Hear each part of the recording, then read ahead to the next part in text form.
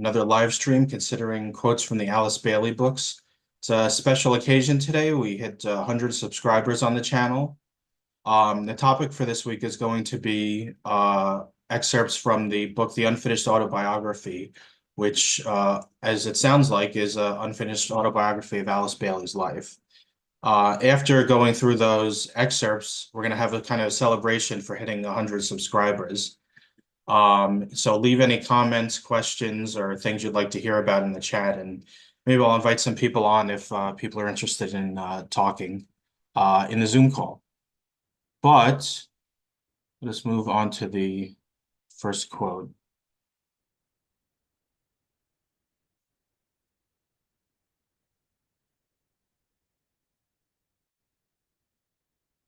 When I was a few months old, I was taken to Montreal, Canada, where my father was one of the engineers engaged in building the Victoria Bridge over St. Lawrence River. There, my only sister was born. I have only two vital memories of that time. One was managing to get into serious trouble with my parents because I enticed my small sister into an enormous trunk in which our many, many toys were kept. We were lost for quite a while and nearly suffocated, for the lid shut down on us. Second was that I made my first attempt at unaliving. I just did not find life worth living.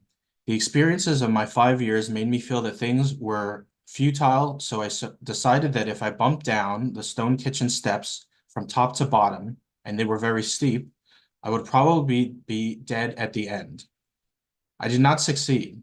Bridget, the cook, picked me up and carried me, battered and bruised, upstairs, where I met much comforting, but no understanding. As I went on with life, I made two other efforts to put an end to things, only to discover it is very difficult to commit to unaliving oneself. All of these attempts were made before I was 15. I tried to smother myself with sand when I was around 11 years old, but sand in one's mouth, nose, and eyes is not very comfortable, and I decided to postpone the happy day. The last time I tried to drown myself in a river in Scotland, but again the instinct to self-preservation was too strong. Since then, I have not been very interested in unaliving, though I have always understood the impulse. This constantly recurring misery was perhaps the first indication of the mystical trend in my life, which later made all my thinking and activities. Mystics are people with a tremendous sense of dualism. They are ever seekers, aware of something which must be sought. They are always lovers, searching for something worthy of their love. They are ever conscious of that which they must seek unity. They are governed by the heart and by feeling. At the time, I did not, quote unquote, feel of life, like the feel of life. I did not appreciate what the world seemed to be or had to offer. I was convinced that better things lay elsewhere.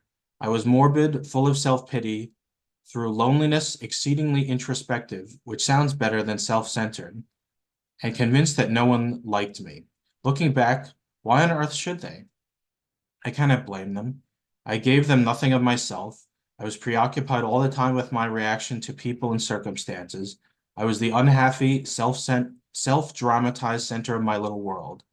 This sense of better things elsewhere and the capacity to feel into people and circumstances and to know often what they were thinking or experiencing was the beginning of the mystical phase of my life, and out of it emerged much good that I later found. So Alice Bailey had a troubled childhood. She tried to unalive herself a few times. And I had heard, I don't know if it's in this book or the source was someplace else, but somebody was saying that she, in a past life, she actually did unalive herself. And so if that's the case, you can see this trend playing out. And that's what happens when you do that kind of thing, is it doesn't solve your problems, it prevents you dealing from them. And then you have this pattern of thinking of wanting to unalive yourself that you can see playing out at the beginning of her life here. So that's kind of interesting. And if you're enjoying this stream, please leave a like on it to help get it out to more people. But we'll move on to the next day's quote. It was a Sunday morning. The previous Sunday, I had heard a sermon which had aroused all my aspiration. This Sunday, for some reason, I had not gone to church. All the rest of the house party had gone, and there was no one in the house but myself and the servants. I was sitting in the drawing room reading. The door opened, and in walked a man dressed in European clothes, very well cut, I remember, but but with a turban on his head. He came in and sat down beside me. I was so petrified at the sight of the turban that I could not make a sound or ask what he was doing there. Then he started to talk. He told me there was some work that it was planned that I could do in the world, but that it would entail my changing my disposition very considerably. I would have to give up being such an unpleasant little girl and must try and get some measure of self-control. My future usefulness to him and to the work was dependent upon how I handled myself and the changes I could manage to make. He said that if I could achieve real self-control, I could then be trusted and that I would travel all over the world and visit many countries, doing your master's work all the time. Those words have rung in my ears ever since. He emphasized that it all depended upon me and what I could do and should do immediately. He added that he would be in touch with me at intervals of several years. And so this was actually her master, the master Kudhumi, who had appeared there. And this is an image that's supposedly of that master. He like she says, he got in touch with her periodically after that, but she really turned things around at this point in her life. And her family was very startled by how pleasant and kind and respectful she tried to be, despite how her initial predisposition was. In one passage, like a few paragraphs later, she says something like, my family was so disturbed at how I had changed. They wanted me to go back to being dramatic and unpleasant. So there's that. And let's see. Yeah, and think about anything you guys want me to cover or talk about at the end of the stream.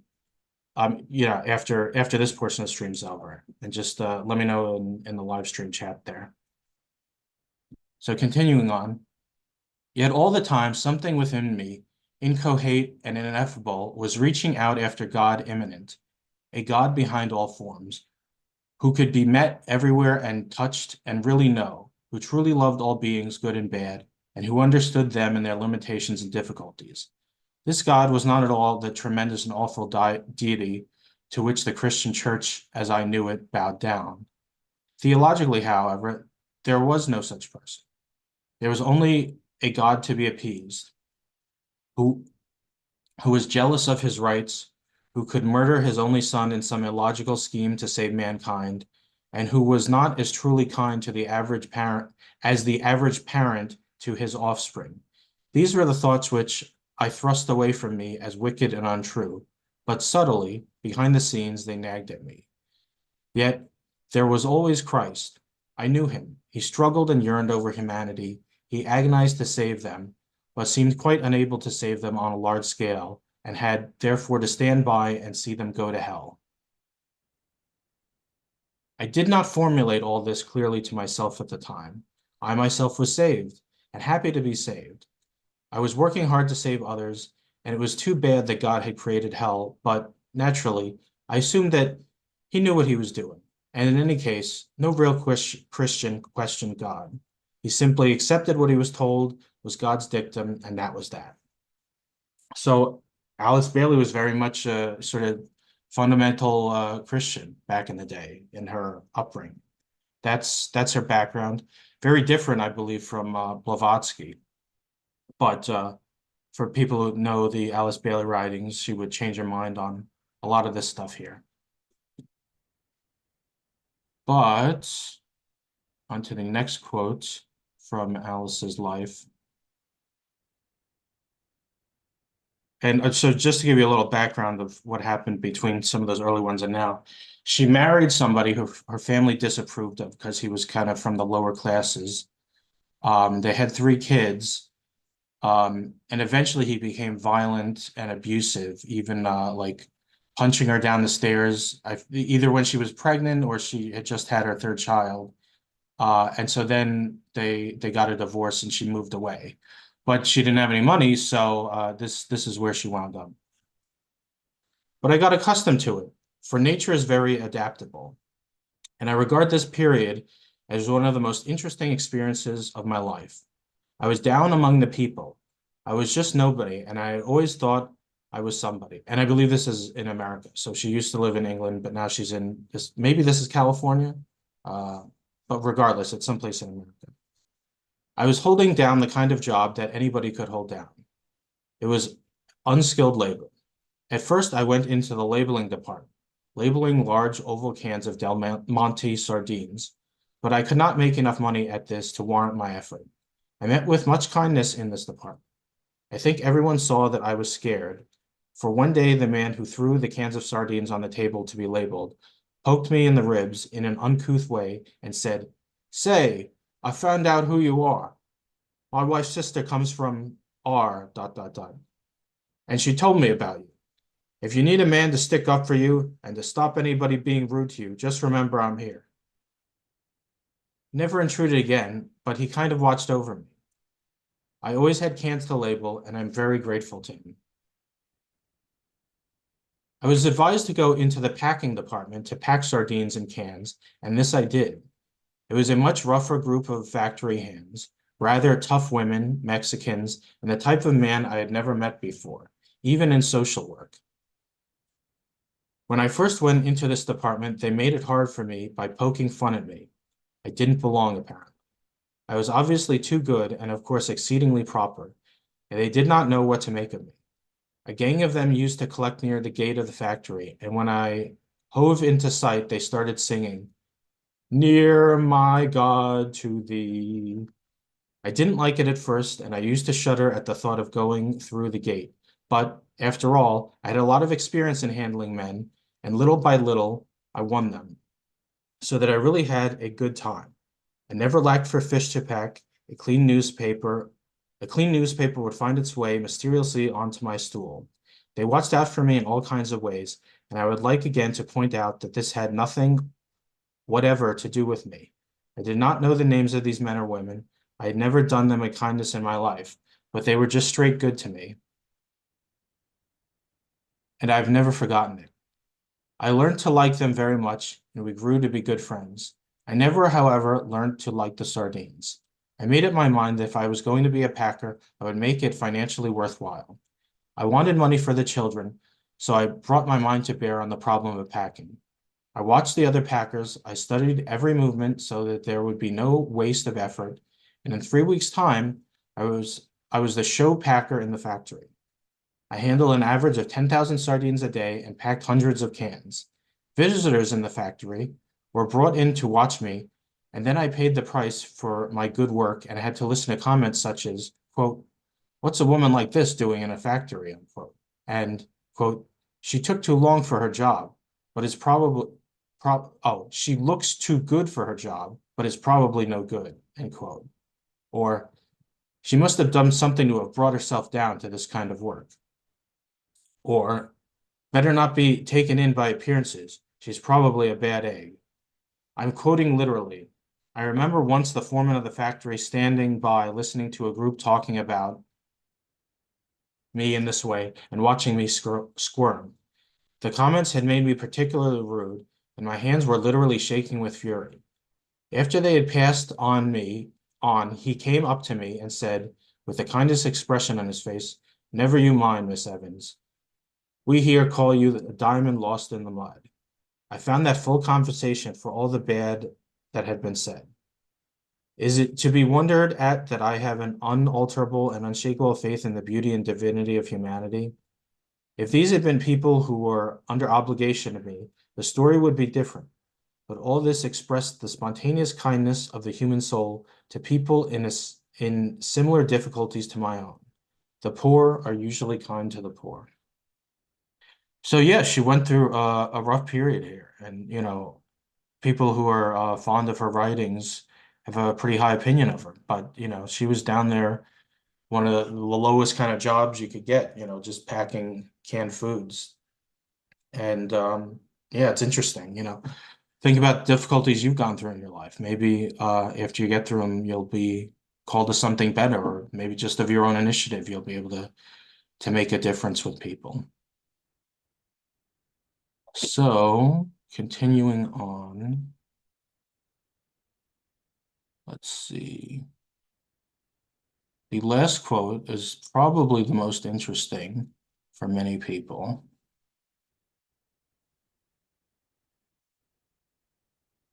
It was November 1919 that I made my first contact with the Tibetan. I had sent the children off to school and thought I would snatch a few minutes to myself and went out onto the hill close to the house. I sat down and began thinking, and then suddenly I sat, startled and attentive. I heard what I thought was a clear note of music which sounded from the sky, through the hill and in me. And then I heard a voice which said, "There are some books which is desired should be written for the public. You can write them. Will you do so?" Without a moment's notice, I said, "Certainly not. I'm not a damned psychic, and I don't want to be drawn into anything like that." I was startled to hear myself speaking out loud. The voice went on to say that wise people did not make snap judgments, and that I had a peculiar gift for the higher telepathy, and that what I was being asked to do embodied no aspect of lower psychism. I replied I did not care, and I wasn't interested in any of the work of a psychic nature at all. The unseen person whom I was speaking so clearly and directly to me then said that he would give me time for consideration. They would not take my answer then, and that he would come back in 3 weeks' time to find out what I intended to do. So there you go. Um, I'll get into it a little during the celebration period, but yeah, I mean, think about that. This highly regarded spiritual figure, Alice Bailey, just dismissed flippantly out of hand when the Tibetan initially approached her about writing the books. Um, it's pretty interesting, something to think about there. And it sort of reminds me of the saying in the Bible, "Behold, I come like a thief in the night," referring to Christ. And it's like, just like that, something could come out of the sky, so, literally or metaphorically. And are you willing to embrace it? Are you willing to accept a sort of higher calling or a work that needs to be done? And have you prepared yourself to? And in this case, Alice threw it all away initially. But well, first, leave a like, share, and subscribe if you enjoyed the stream. And now we're going to go on to the 100 subscriber celebration at this point. So let me see if we got any comments here from people. Ace says it was really interesting to hear about the origins of Bailey. Yeah, it is pretty interesting. And if anybody has any questions, either about Alice Bailey or other topics, just put them in the chat. I'll answer them. Or if there's something else you'd like to hear me talk about, or if you'd like to come on the chat, sorry, into the Zoom, and we can just discuss things. Anyway, posted in the live chat. But I'm going to read a little bit more from some of these excerpts. But I just wanted to also note that the channel hit 100 subscribers on sometime a few days ago. I think it was Wednesday or Thursday. And then I checked the subscriber count, I think last night, and I got a new subscriber, but it still said only 100. And then this morning it was down to 99. So I got 2 new subscribers this week and then lost 2. So it went up to 100, but then went back down to 99. So that's kind of where it's at now. But yeah, so it's like 2 steps forward and 2 steps back. But just like Alice's life, you got to push on. I'm going to read some more of her interactions with the Tibetan, and if anybody comments, I'll get to those comments as well. But let me just pull it up here. Here we go.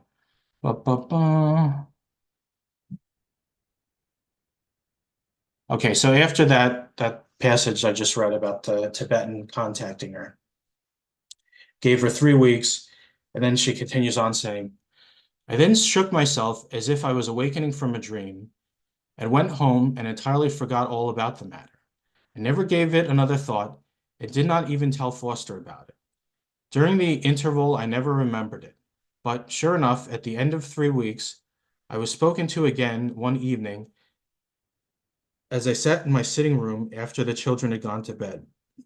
By the way, she married this guy Foster Bailey, which is why her name's Alice A. Bailey, um, after the canning. And I think they were part of the Theosophical Society, and then they were eventually thrown out for reasons that she goes into in another part.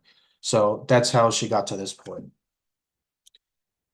Again, I refused, but the speaker begged me to reconsider for a couple of weeks. To reconsider and for a couple of weeks at least see what I could do. By this time, I was getting curious, but not in the least convinced. I would try for a couple of weeks or a month and then decide what I felt about it. It was during these weeks that I got the first chapters of Initiation Human and Solar, which is the first book she wrote, which many of you are probably familiar with. I like to make it quite clear that the work I do is in no way related to automatic writing. Automatic writing, except in the rarest cases, and unfortunately, most people think their case is the rare exception, is very dangerous. The aspirant or disciple is never supposed to be an automaton. He's never supposed to let any part of his equipment out of his conscious control. When he does, he enters into a state of dangerous negativity. The material normally then received is mediocre. There is nothing new in it, and it frequently deteriorates as time goes on. Many a time, the subject's negativity permits the entrance of a second force. And by the way, negativity, she's not referring to like anger or depression per se, but in the kind of electrical sense, the negative and positive. So you're in this receptive, automatic receiving state. That's what she means by negative, instead of positive, like you're in control, you're taking initiative, you're acting, right? You're being the recipient of some other power's action. That's what's meant here by negative. Many a time, the subject's negativity permits the entrance of a second force. For some peculiar reason, is never as high a standard as the first. Then there comes the danger of obsession, and by obsession she means possession. We have had to handle many cases of obsession as the result of automatic writing. In the work I do, there is no negativity, but I assume an attitude of intense positive attention. I remain in full control of all my senses of perception, and there is nothing automatic in what I do. I simply listen and take down the words and hear and register the thoughts which are dropped one by one into my brain. I make no changes in what I give out to the public for that which has been given to me, except that I will smooth the English or replace an unusual word with one that is clearer, taking care always to preserve the sense as given. I have never changed anything that the Tibetan has ever given me. If I once did so, he would never dictate to me again. I want to make that entirely clear. I do not always understand what is given. I do not always agree, but I record it all honestly and then discover it does make sense and evokes intuitive response. This work of the Tibetan has greatly intrigued people and psychologists everywhere. They dispute as to what is the cause of the phenomenon and argue that what I write probably comes from my subconscious. I have been told that Jung takes this position, that the Tibetan is my personal higher self, and Alice Bailey is the lower self. Some of these days, if I ever have the pleasure of meeting him, I will ask him how my personified higher self can send me parcels all the way from India, for that is what he has done. And a few years ago, uh, some of this goes off on kind of a tangent. Yeah, so I'm skipping over some of the tangent here. After writing for the Tibetan for nearly a month, I got completely scared and absolutely refused to do any more work. I told the Tibetan that the three little girls had only me to look to, and that if I were ill or went crazy, as so many psychics seem to do, they would be all alone, and that I did not dare take that chance. He accepted my decision, but told me to try and get in touch with my master, K.H., or Kuthumi, and talk the matter over with him. After thinking it over for a week or so, I decided to get in touch with K.H. and proceeded to do so, following the very definite technique he had taught me. When I got my opportunity for an interview with K.H., we talked the whole thing through. He assured me that I was in no danger, either physically or mentally, and that I had the opportunity of doing a really valuable piece of work. He told me that it was he himself who had suggested that I help the Tibetan, and that he was not transferring me into the Tibetan's ashram or spiritual group, but that he wished me to still work in his. I therefore complied with the wish of K.H. and told the Tibetan that I would work with him. I have been strictly his amanuensis and secretary, and am not a member of his group. He has never interfered with my personal work or training.